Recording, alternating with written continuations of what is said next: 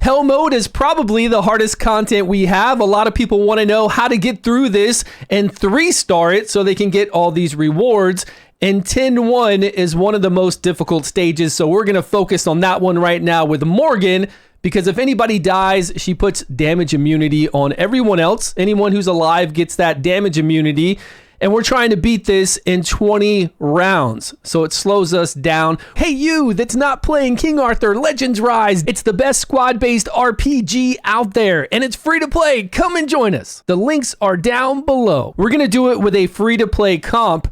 That doesn't mean that this is something that you can do right away. This is the hardest content we have. It's going to take time to build up to this team because I am using chivalries. These high chivalries on Tristan and Arthur are actually being used.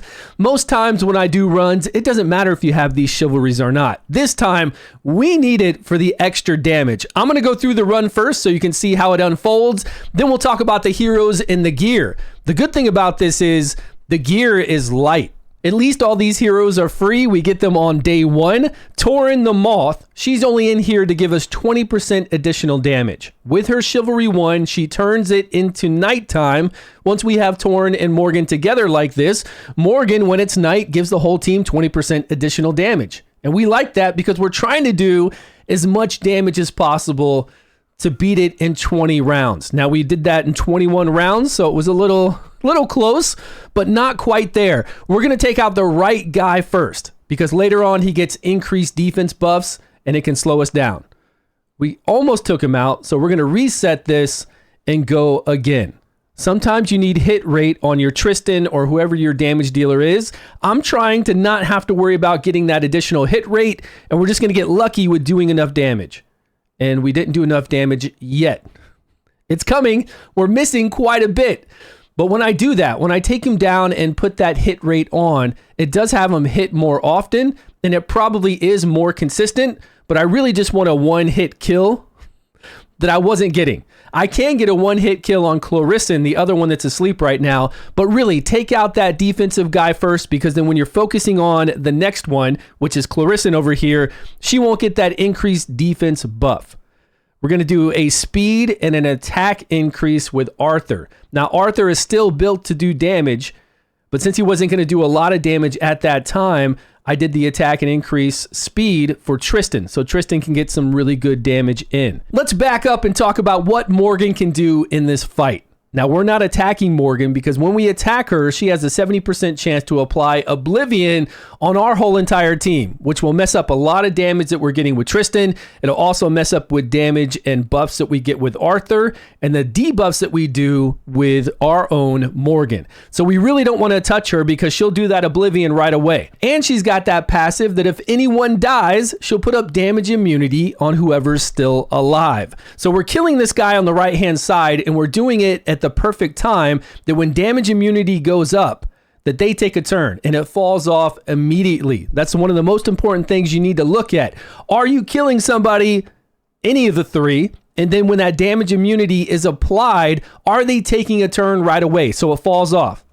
So this first attack on the right-hand side, we are going to kill him with enough speed on our team that it's completed when they get ready to take a turn. So now they take a turn and their damage immunity falls off. So now we can attack them because we cannot waste any rounds.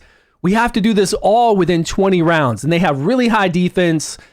They're not really going to do a lot of damage to us. We're not really worried about the damage, but we want to make sure that we can take them out very quickly. And when we do kill them, they need to die when the other person that has the damage immunity on is about to take a turn, or we have to waste a lot of rounds waiting for them to take a turn, and it won't work. And we can't knock back that attack gauge because that's not going to help us either. If they have damage immunity and we knock back the attack gauge, it's not going to fall off.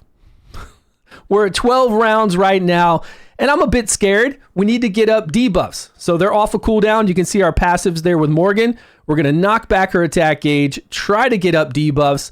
Unfortunately, we did not get the decreased defense, which would have helped out a lot. But we've got a lot of damage over there with Arthur doing damage against a Frost opponent, and we've got really good damage with Tristan. Tristan gets some really good advantages with his chivalries. Now we're at turn 19. 20. Are we going to make it? Yeah, let's go. 20 rounds, all heroes survive, and we got our star. Each of these stars in story mode you can do individually. So using 2 frost heroes, we just have to come in here and win this round with 2 frost heroes. People can die, doesn't matter. As long as you can beat it with having 2 frost heroes on your team, you'll get that 3rd star. I don't remember what I used when I originally came through here. I probably used Bedivere and Iwart, along with Storm Morgan for sure, doing decreased defense, because that's how you get the most damage on these enemies. Anywhere in hell mode, decreased defense, 2 of those with Storm Morgan, and you're going to take them down much quicker. I'm sure I used a Bedivere and Iwart. And if you have a really good video of beating these stages, show us over in Discord. Come and join our Discord. Talk to us all about this. But let people know down below what you used easily to beat it. And you probably might have brought in Lot. If you can do Oblivion on Morgan, you'll stop Morgan from applying that damage immunity. So try to get Oblivion on her and then try to get as much damage in there within those 20 rounds and you'll be okay. Now, I did drop my speeds. I dropped my speeds quite a lot because it's 20 turns of your team taking 20 turns.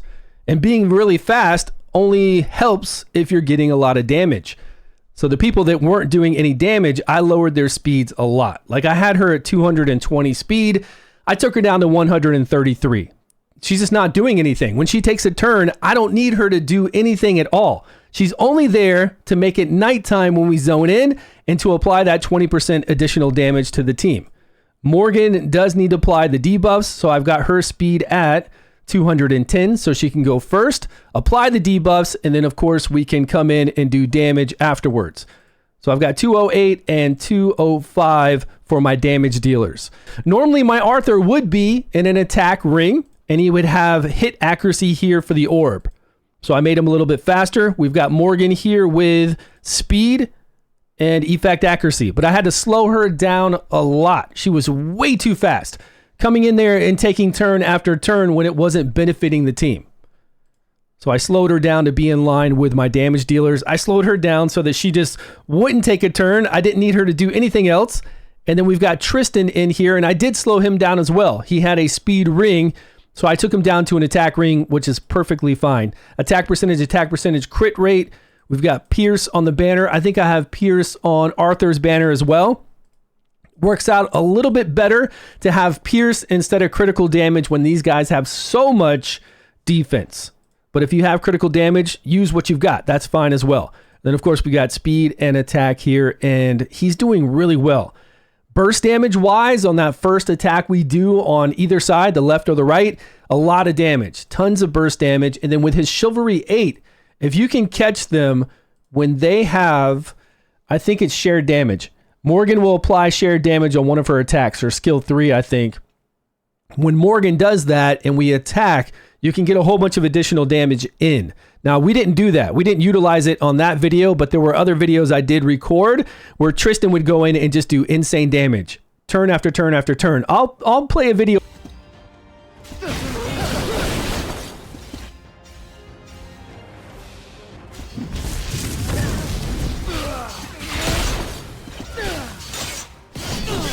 Tristan gets a lot of additional crit rate along with attack and critical damage. Attack, crit rate again, critical damage, and then attack here. Here are the overall stats and speeds: 210, 205, 133, and 208. Just pause that and look at these stats and see if you're kind of close to what I'm running.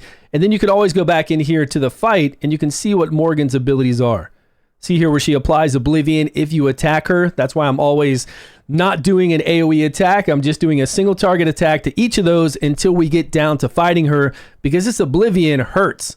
It really takes away from a lot of damage that we can do. This passive, she dies and comes back to life, but she puts damage immunity for 2 turns on the side units.